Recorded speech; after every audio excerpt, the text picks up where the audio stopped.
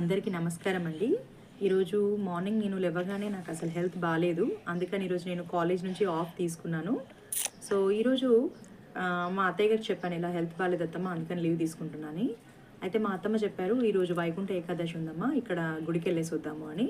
సరే నేను కాస్త ఫ్రెష్ అప్ అయ్యి ఎనర్జీ తీసుకొని ఇంకా గుడికి వెళ్ళి వస్తే కొంచెం బెటర్గా ఫీల్ అవుతానని అనుకొని వెళ్ళాను.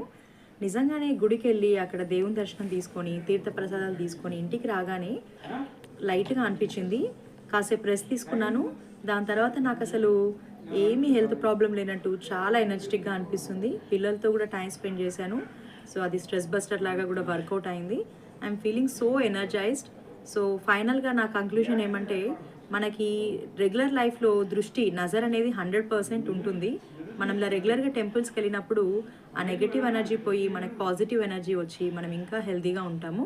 సో రెగ్యులర్గా వీలైనప్పుడల్లా టెంపుల్స్ విజిట్ చేస్తూ ఉండండి. Thank you.